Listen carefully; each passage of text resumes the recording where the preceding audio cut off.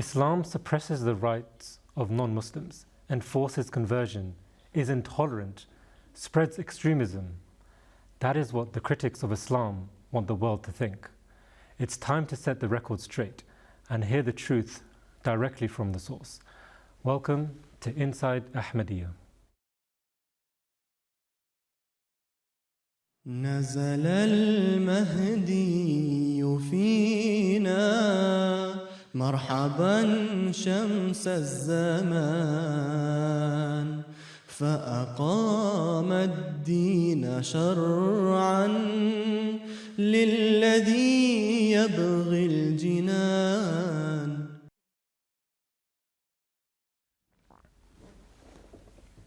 A'udhu billahi min shaitanir rajim. Bismillahir rahmanir rahim. Assalamu alaikum and welcome back to another episode of Inside Ahmadiyya.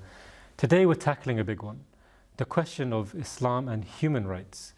Critics argue that Islam does not protect followers of other religions, that it labels non-Muslims as Kafirs, and that it promotes division, outdated punishments, or even a so-called Islamic takeover. Others claim that the hijab is oppression, that Islamic charity only benefits Muslims, and that Islamic teachings divide society rather than unite it. But what does Islam actually teach about equality, about justice, about freedom of belief? To help me unpack these complex topics, I am joined in the MTA studio by my brothers Fatir, Tahir and Mansoor, Clarke. Gentlemen, Jazakallah for joining us today. No. Guys, there's been so much going on in the world lately. 2 years on from October the 7th, 2023, Islamophobia has, rocketed sky high rather than, going down. But there's a list of questions that we're going to get through today. One of the questions and arguments that critics generally make is that Islam does not protect the rights of followers of other religions. It forces non-Muslims to convert, suppress their religious freedoms, and treats them as second-class citizens under the Islamic rule. Yeah, so if you just look at the Holy Qur'an, the teachings of the Holy Prophet ﷺ, his practical example, and just a quick glance at history completely debunks this notion that Islam doesn't protect minorities. So if we go to the Holy Qur'an, of course, which is the source for all Muslims, the Qur'an says, La ikraha fi din, there's no compulsion in religion. It says, whoever wants to believe, they can believe. Whoever wants to disbelieve, they can disbelieve. It says that, talking to people of other faiths, that for you, your religion, and for us, our religion. So these are the primary rules established in the Holy Qur'an. Now, we look at the life of the Holy Prophet ﷺ, who was the epitome of the Holy Qur'an.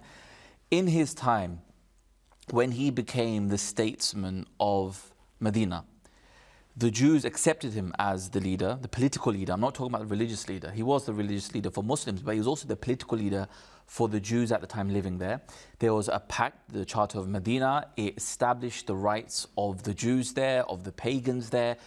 They could practice their religion without any kind of infringement from the Muslims. They had their own courts, they had their own synagogues, and they were free to worship.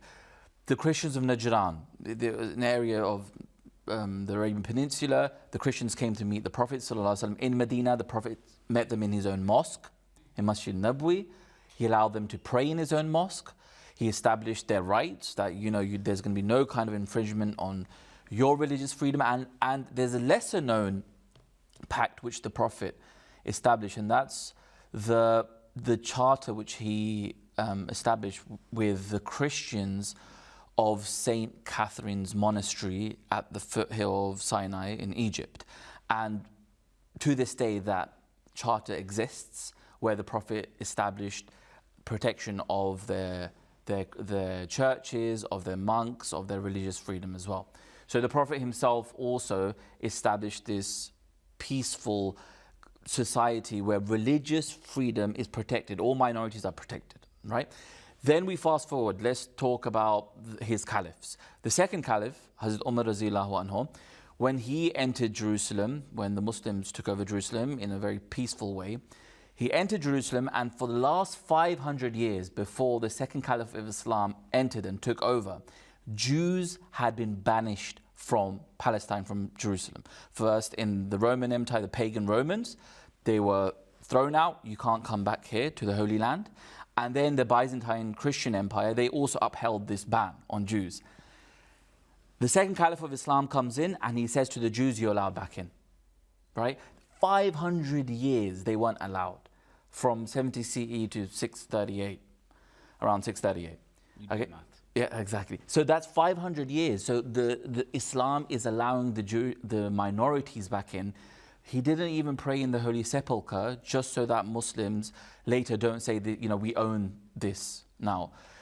So historically, and other there's just, you know, if you just study history a bit, think about it logically, there's, even if you look at Muslim countries now, there's huge Christian populations. Look at Egypt, the Copts.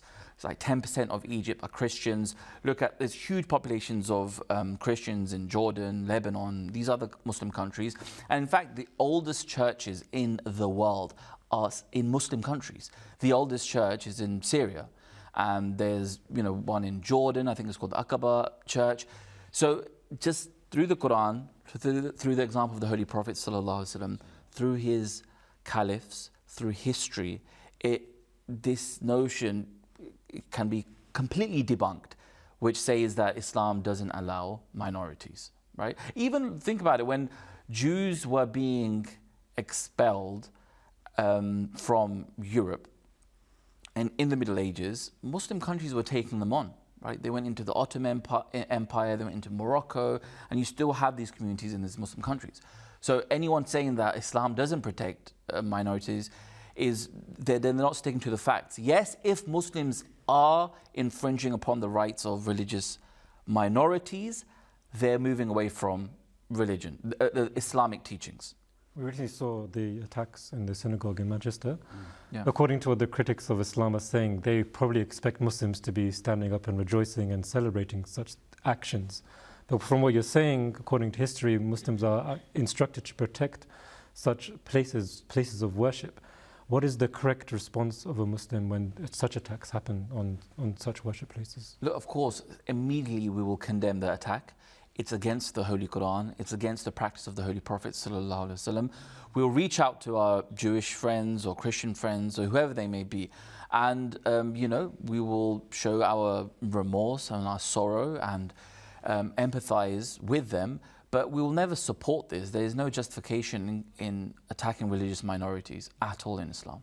So where is this rhetoric coming from then, whenever there's an attack, somehow, some way it's linked back to Islam? Islamophobia is rampant right now. Why is it always linked back to, oh, it must have been a Muslim who had attacked the church, or the Muslims or the Christians, whoever it is, it must be always a Muslim? Why is that notion always there? So I think it comes back down to basic human psychology. There's only ever two reasons behind a problem. It's either you or it's somebody else. And often people lack the introspection to be able to look at themselves and to think, where am I to blame for this? And so they blame the other. It's not just always been the Muslims. The people of the Jewish faith have undergone a lot of persecution in this regard as well. I remember my father being from an English-Irish mixed background. The IRA was blamed for pretty much anything and everything. Someone's light would go out and the light bulb would be done, that was the IRA. So the thing is that we are always, as a society and as a race, very quick to blame anybody else, to scapegoat anybody else. And currently, as the winds are blowing, it's falling on the Muslims. Majority of this is because of the fact that, of course, over the past few decades, probably a little bit more than the past few decades as well, we see the Middle East and Britain's involvement in the Middle East and how that has had an effect on political affairs, and as a result of which things like the media are brought in as well. And so that rhetoric has been pushed from a media perspective and a political perspective, and unknowingly a lot of the public, who perhaps are not so well versed in history and in politics, have also fallen victim to that same kind of rhetoric. So I think it's nothing new, and the arguments against this obvious rhetoric and this obvious stereotyping are the same arguments that have been used for decades. Get to know the people that you're talking about and you'll realise that actually you're falling victim to your own rhetoric as opposed to being the champion of facts that you think you are. Exactly, and mentioning the people, especially in Britain, we're here today.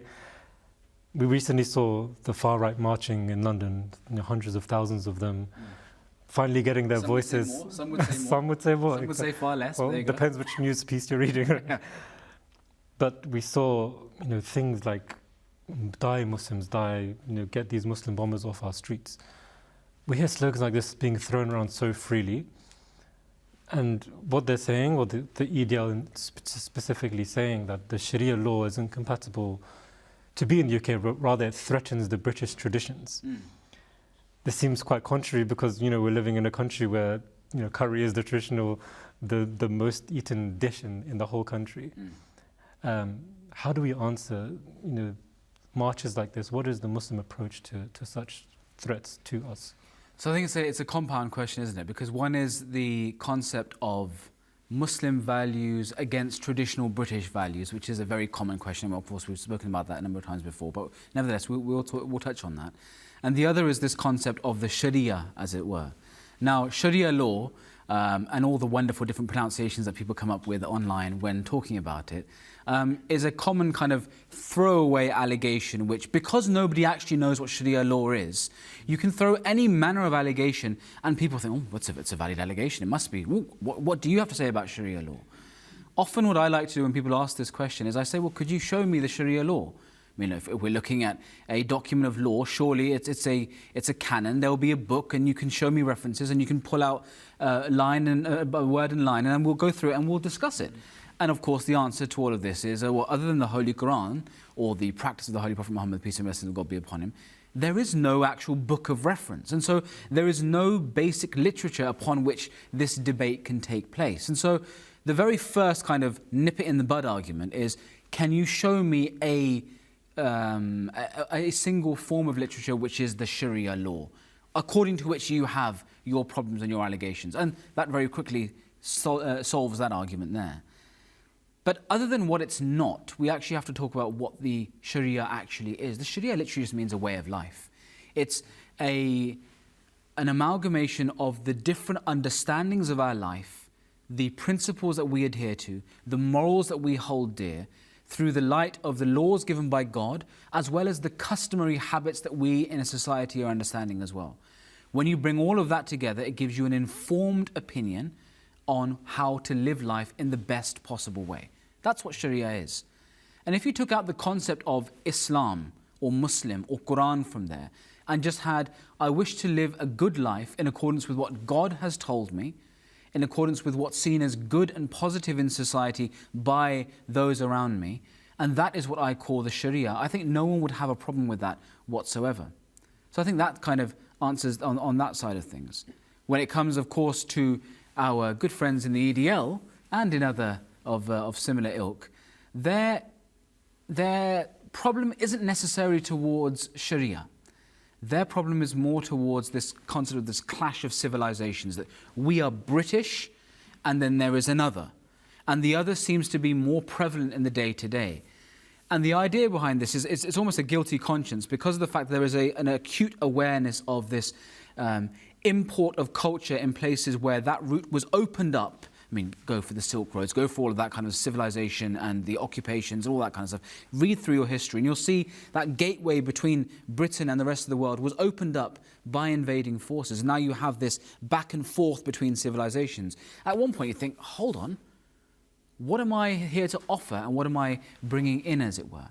And so now we have a situation where people who don't actually know what they stand for, waving, I mean, look up, the St. George's flag itself is quite telling in that situation already. We have a group of people who don't actually know what they stand for. I mean, it was phenomenal because we saw some of the pictures on the marches of people lining up to buy Indian food as they were going to their marches, which is interesting. I mean, no one said no to a curry before. The point is, though, that because they are lacking their own identity, the easiest thing to do, because you cannot look at yourself, is to blame the other. And they don't actually know what they are blaming the other for either. So this whole thing roots back down to a simple ignorance. That we don't know what we are standing for, and therefore we don't know what you're standing for, but there's something wrong. We're more likely to blame you than we are ourselves. There was an interesting point, the Review of Religions, fantastic magazine for those of you who don't know, and those of you do, by all means. They released a video just after the annual youth convention of the Ahmadiyya Muslim community. And it was all about British values and the difference between integration and assimilation, and perhaps we can talk about that a little bit later on as well. And the idea was that are these British Muslim youth integrating into society? Can they be any more at odds, as it were, with British values? And one of the comments on there was, I'm not sure if it's a man or woman, but I believe it's a woman. She says on there that, well, Muslim values are inherently dangerous to British values. And so I simply posed the question. I said, well, could you possibly highlight any particular values that are inherently British, not Christian, because of course they hail from the Middle East, or Jewish, also from the Middle East, that are British values, and then highlight any particular Muslim values that are contrary to that? I mean, we're still waiting for a reply on that. So I think that's very, very telling. The Qur'an, quite simply, the Sharia as it is, tells us to be loyal to the land that we're in, to be pragmatic and helpful constituents of society, and to live life which is beneficial to all those around us, regardless of faith.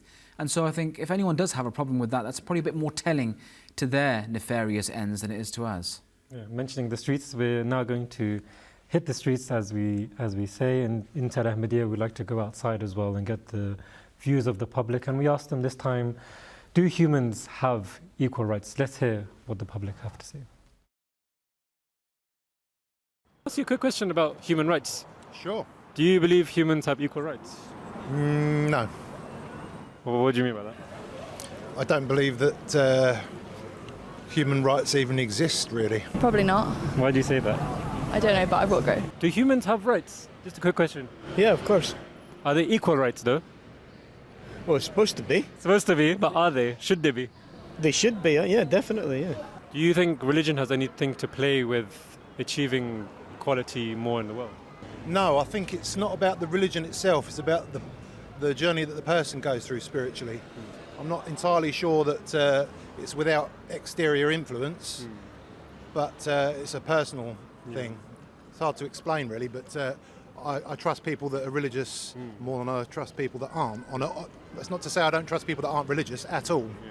Some places you don't see humanity, you just see killing, they want to take over the world, they want to take land. Yeah, it's everything political. Yeah. It's nothing about just money, and that's it. In the world today, we see many people thinking they're better than others. How can we achieve a better, more equal society? I don't know. I think just realizing that everyone is a person, everyone is a human being. Yeah. And no human is better than another human. No. It depends on how you behave and act. Do you think humans have equal rights? Of course. Yes. Should have them. Should have. Do we? Is the question. Oh, you got me. Yeah. The world is not just. So what? If we had rights, then we wouldn't be stamped all over in the way that we are. Yeah. And some people are more equal than others, so without equality, I don't think we've really got any rights per se. How can we achieve equality? No, you can't. You can't. I mean, life, throughout the history, it's always the same. Some people are, how could I put it, stronger. The others are being oppressed. So what do you do? Just off the back of watching that, guys, what do you think of what the public have to say? I think they're right. Yes, human rights should be equal. People should have equal rights, but the reality, the harsh reality, the sad reality is that they don't in the world. And, this is something which you don't just see in Europe, you see it all across the whole world. There's injustice upon injustice, and it's never ending. So, I mean, I agree with a lot of what they said. I think it reminds you of George Orwell, Animal Farm, doesn't it? Because it's 4 legs good and 2 legs bad. It kind of always pulls into that same discussion about the othering of people that are in your society. I think people don't have. The question you asked was very interesting. You said, do people have human rights? And immediately someone said, well, they should, but they don't. I think that's very telling. If the situation that we're talking about today is about whether Islam is making the issue worse or if it's making the issue better, if you were to remove Islam from this situation, would suddenly the human rights of all people be established or not? Because that's the real litmus test that we're talking about now. Does Islam add to the problem or does it take away from the problem? I think the discussion that we're having today very much shows that there is, at the very least, effective or not, that's down to you to decide. We believe it's very effective. But there is a set of laws that say that there should be human rights and people should honour others purely for the sake of the fact that they're human beings. Surely that's a positive thing in society by any measure. Does Islam promote equality then? Because what the gentleman was saying was that because there's no equality, then there's no rights. So is the solution through equality? I think the solution is through justice. Justice is something which needs to be prevailing, whereby the equal opportunities that people have shouldn't be changed simply because of somebody's skin colour or their tax bracket or the country that they were born in, or indeed the faith that they belong to. The fact of the matter is that, it's a very Christian term, but we are all the children of God, and we are all given equal opportunities in this land.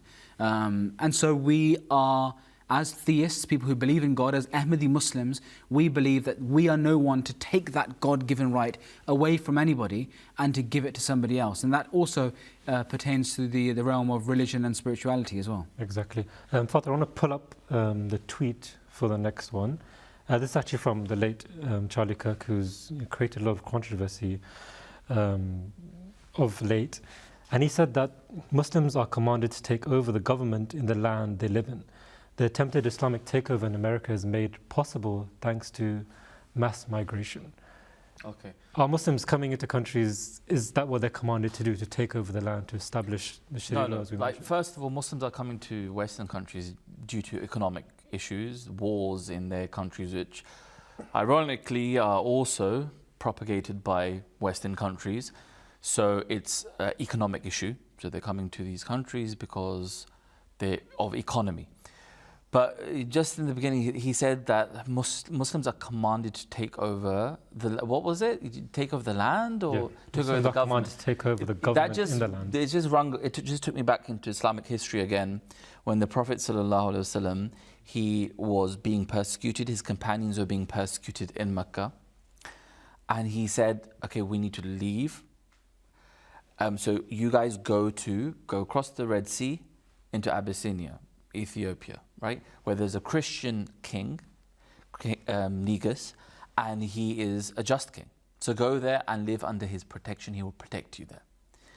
He didn't say go there and take over and plan something where we can take over and then we're going to come. Nothing like that, right?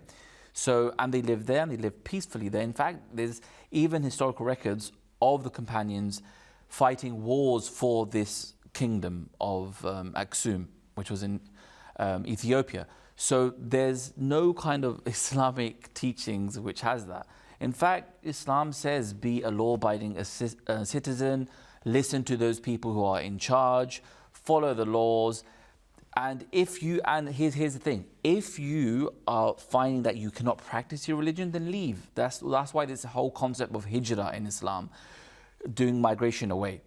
So when it comes to the West, Muslims come here, they're looking for a better, and not just Muslims, by the way, this is, immigration's a world issue, right? Some of the most Muslims, in fact, Turkey, Syria, they have the most amount of refugees or immigrants in the whole world. Yeah, you can't compare them to Western countries. But if they are coming to the Western countries, it's usually because of economy.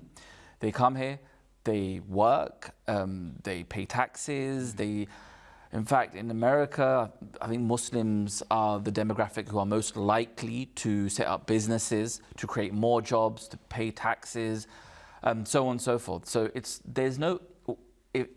Charlie Kirk was saying that is an Islamic teaching, then you have to prove it, right? You prove it from the Qur'an or prove it from the life of the Prophet ﷺ. And there's no proof. There is no proof. On that as well, I mean, I've always been a fan of the notion that people often decide to accuse other people of things that they are themselves guilty for. And when we look at the case of America, particularly, or indeed Britain, the entire notion of America was built on the mass migration of people from Europe into America with the idea of setting up government and taking over the land. I mean, ask the native people there. Why do we think Mexico is full of Spanish-speaking citizens? Was it a sudden chance that they suddenly started speaking Spanish? No, they were mass imported from Spain with Spanish colonialism, and they were moved over there. Africa is another example. Why do we have so many countries that suddenly randomly are speaking French? I mean, the idea of I don't really particularly care what colour his skin is, but the idea of a man standing up and saying that our country is under attack by people that are migrating here, people that pay taxes, that move because of economic reasons, fleeing things like persecution, wanting a better life for their family, said by a man who says or claims to follow Jesus, son of Mary, whose very mission, according to their belief, was on the premise of him being turned out from where he had sanctuary and looking for refuge in places, and where he went was met with people who turned him away. And yet the stories that we read are about people, God-fearing people, who gave him and his mother sanctuary. That's your whole premise of belief. And you miss that when talking about political refugees. So either if it's your race, an entire race of people were mass migrated to the country that you now live in, and now a few hundred years later you conveniently forget that fact. And when it comes to your religion, both the Jewish and the Christians, their stories are replete with incidents of them being turned out of their places of safety and security and seeking refuge elsewhere. So I mean, it goes back down to that saying, isn't it, about the people that live in glass houses should not throw stones, and it seems that quite a few stones have been thrown as of late. You know, it's also blown out of proportion. So if Charlie Kirk did say that there's this huge takeover of Muslims, Muslims account for 1.3% of the US population. That's nothing. Where's the takeover? If it was a command, we're not doing a very good job of it, are we? There you go. Yeah, very un-Christian-like of him to say that. When it comes to Muslims in general, one of the feelings that are in the society is people don't like Islam because Islam tells Muslims to label others who aren't Muslims as Kafirs, as disbelievers. Where do we stand on that as Ahmadi Muslims? Because we ourselves have to face this problem with other Muslims in the society. So I think labelling is a very loaded term. And I think, I always think about this, I think, you know, when any motion, or indeed any notion, is suggested in a group of people, you have, do you stand for the motion or do you stand against the motion? And it's a very easy way of understanding on which side of the fence you stand. It's not that the board meeting is called and they say, oh, this is the suggestion. Anyone who says no, we are therefore against you, and anyone who says yes, oh, you're my favourites from now on. That's not how it works. The reason that we live in a democracy and a democratic nation is that we have free will and free choice to be able to say something or believe something, do something or not do something. And so when the question of, do you believe in Islam is raised, some people say, yes, great, you believe in Islam. And those people that say no, you reject that notion. The word kafir literally comes from kafara, and it means to reject something. A kafir is simply a theological or religious term for those people who reject the idea of Islam. That's all it is. And so, would you rather be called a Muslim? I mean, I don't understand the allegation here, saying we don't like you because you call us non-Muslims. Well, because you are non-Muslims. Otherwise, you would want to be called Muslim. So, I mean, that's one of the things. I feel like the connotation of the word kafir has been manipulated to make them feel like they're going to hell. I mean, if you have FOMO and you fear of missing out, that's kind of on you. I mean, if you think that we are hell-bound and that we are, you know, so bent on ruining populations and filling the world with the vile ideas, you should be proud to say, yes, I am a rejecter of you and your false beliefs. You should say it with chest. But if you do feel that, oh, we don't like being on the side of this special group, then maybe that's your heart telling you something. Also, there's a difference between difference and division.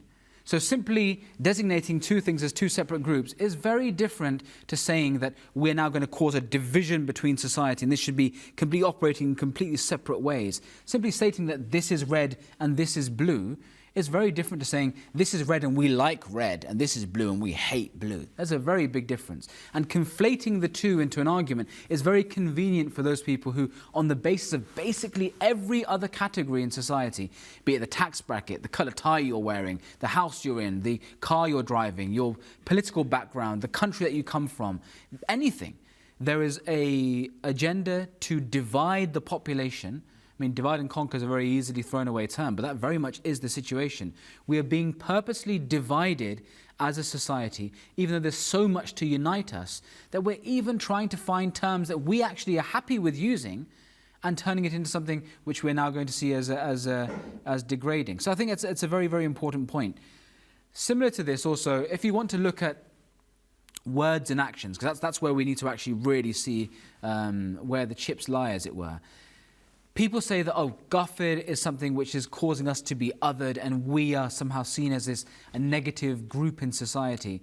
But that's never been the case in the Holy Qur'an or the practice of the Holy Prophet Muhammad, peace and blessings of God be upon him. In fact, there was never a situation where it was seen as the Muslims are here and then we care not at all for the Jews, the Christians, the pagans, or any other religions. In fact, it was always the case where repeated efforts were made to create treaties, to create alliances, to create even trade routes, to create even family ties with people of other religions in order to create a more unified and harmonious society. And actually that speaks volumes, not only from the life of the Prophet Muhammad, peace and blessings of God be upon him, but also from the scripture, from the Holy Qur'an, where itself it enshrines the importance and the sanctity of other religions, where it says that you're only allowed to fight for the sake of upholding religious freedoms, and mentions the defense of synagogues, cloisters, temples, and all the other places of worship. The point that's being made is that the Qur'an upholds people that are not Muslim, in the same way that it upholds people that are Muslim, because they are all children of God. And so does the character of the Holy Prophet Muhammad, peace and blessings of God be upon him. In today's day and age, the use of the word kafir simply denotes a differentiation between those that believe and those that do not believe. And that is exemplified in our actions, in our mosques, in our events, where people of other faiths and other nations are given as much, if not more, respect when they come to our places of worship and our events than we do even to our own members. So isn't that the whole issue with what religion is, though, isn't it? Making you feel like you're above everyone else by labeling someone who is a disbeliever or kafir. Doesn't that put you on a pedestal looking down on people? Isn't that what every religion is doing right now? Isn't that what everyone is doing in terms of everything then? I mean, if you're going to say, okay, I'm going to type onto my Google Maps and say, how far am I from Birmingham? I hail from Birmingham, have to put that in there somewhere. And it says, oh, you are, I don't know, 100 miles away from Birmingham. And someone else puts it and says, oh, you're 120 miles. I say, oh, I'm closer. I mean, it's not everything as a competition. If you're so worried about how close you are to God, then get out a prayer mat and pray to him. If you are so confident that you have found the way, then you shouldn't care in the slightest. If I am called a bad Christian by a Christian following or a priest or a bad Hindu or a bad Sikh, I'm okay with that because I am trying to be a good Muslim. So why is it that you are upset? The Gentiles, are they upset that they're called Gentiles and not Jews? No, because they are happily Gentiles. I am a Muslim, I am a non-Christian Muslim. I'm happy to be called non-Christian because I have firm faith in my identity as a Muslim. This roots back to what we said in the beginning. When you don't have an identity of your own, you don't like being told that you don't belong to another group. But if you have a strong sense of identity and character in yourself, the whole world could go against you, but you are confident in who you are and what you stand for. Exactly. It's funny how when we want to blame someone for something bad, they'll point at the Muslims. When it's something good and we're preaching something good, they'll be like, nope, not Islam, it'll be everyone else. Yeah, we wish we were part of you. I mean, the Qur'an does talk about this, doesn't it? When a victory comes upon them, they say, oh yeah, we were with you. And when something bad befalls you, no, you did that all by yourself. So I mean, it's telling that the Qur'an so many years ago has said that this will be the case, and indeed it still rings as true today. Exactly, Mansoor. Fatir, bring up the tweet for the next one. One gentleman has written, the issue is the religion itself, meaning the religion of Islam, and what it teaches, segregation, racism, supremacy and extremism. Islam is not compatible with 21st century Britain, and that is an absolute fact. Mm-hmm. Is it an absolute fact? No, it's not. Again, this goes down to just educating yourself with Islamic teachings. And of course, with all this that's going on, especially in the UK with the far right, and of course in the US with the far right as well.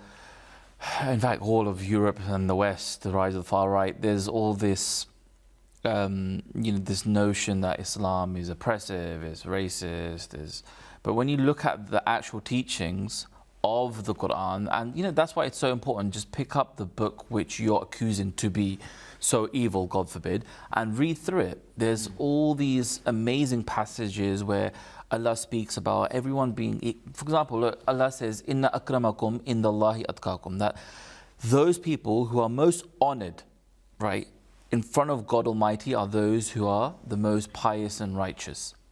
That's the litmus test which God has given to humanity. He hasn't spoken about race here, he hasn't spoken about anything else.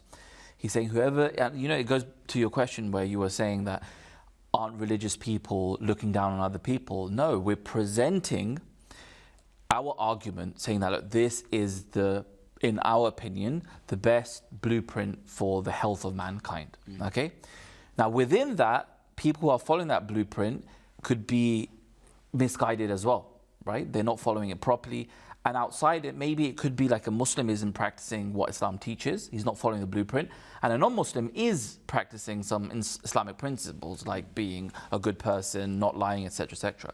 So we're presenting that. Now Allah is saying that those people who are the most righteous, that's the test which I am going to be looking at. It's not about the color of your skin or your ethnicity or anything else. In his last sermon, the Prophet of Islam, Prophet Muhammad sallallahu alaihi wasallam, he said to the Arabs of the time, remember this is so just 30 years before, let's say 23 years before the Prophet sallallahu alaihi wasallam is saying this is a culture which is, there's rife racism all across Arabia. There's a misogyny, there's all sorts going on. There's, slavery and the injustices, the list goes on and on. In his final sermon, he says, an Arab has no superiority over a non-Arab, and a non-Arab has no superiority over an Arab. A black does not have any superiority over a white person, and a white person has no superiority over a black person, right? And you will be judged according to your piety and your goodness.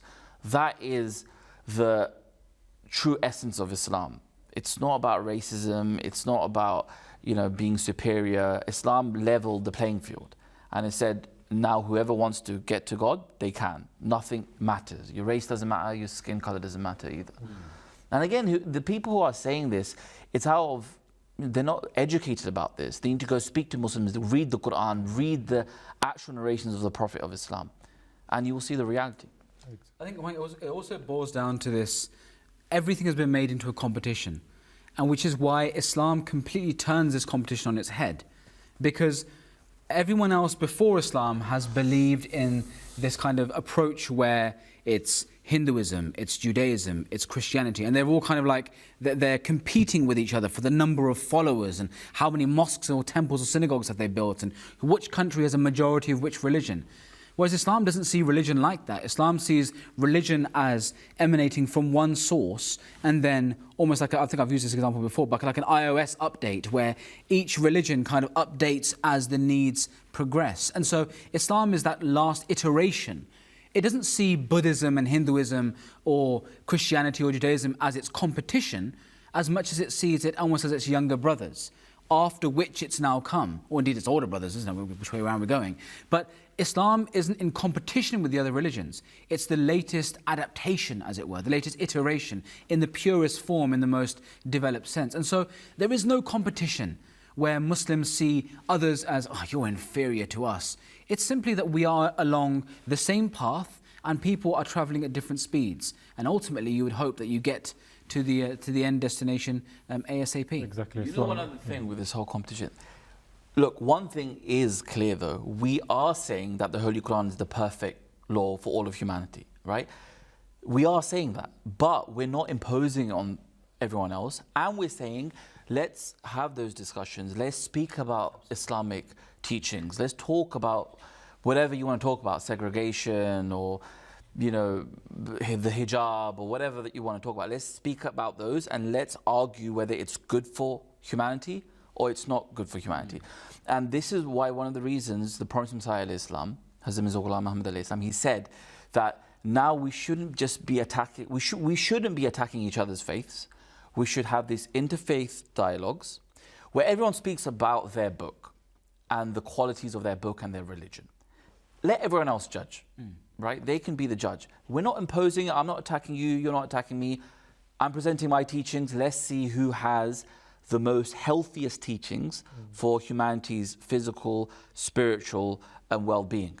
You say that, but what we see on social media now, all these debates that are happening, you know, with Muslims are trying to debate with the Jews are debating with the Christians. Who's listening? Like, is it the people that you're talking to, or is it the audience that are looking on and trying to make judgments for themselves? What is the correct way to go about that? Yeah, I mean, look, all these debates are happening, that's fine. Debate is allowed in Islam. Of course, you can debate ideas. In the time of the Prophet ﷺ, there were debates as well, religious debates. But it just shouldn't turn into an ego trip where you're just trying to, you know, make the other, get a upper hand on the other person, a +1 on him, or trying to, you know, mock Christianity, mock people of other faiths. That's not the purpose. The purpose is truth, find truth in a respectful way. And, you know, debate is a beautiful thing for humanity as long as it's done in the right, appropriate settings and intentions. Yeah. Mansoor, I know you like your loaded questions. The next one is pretty loaded. It's to do with punishment. Okay. And some allege that in Islamic law, punishments are outdated and harsh. How does that align with justice and human dignity? So it's funny because many of the people that raise these allegations actually do themselves a disservice first, because they openly accept the fact that they have absolutely zero understanding of history or the context of the legal framework in which they are, you know, lauding and praising what we see today. Because a lot of the principles, including the legality of what we live in today in British society, actually comes from a framework of an Islamic background. Also, when we go back in time and we see what situation Islam came into being at, and the reformation that it brought about, both in terms of social standards and moral standards, but also in terms of the legal standard and the legal canon, as it were, this is something which all historians sing praises about. And so I can imagine Tommy sitting somewhere in East London thinking, do you know what, you know, these, I'm not going to do an impersonation, but you know where I'm going with this.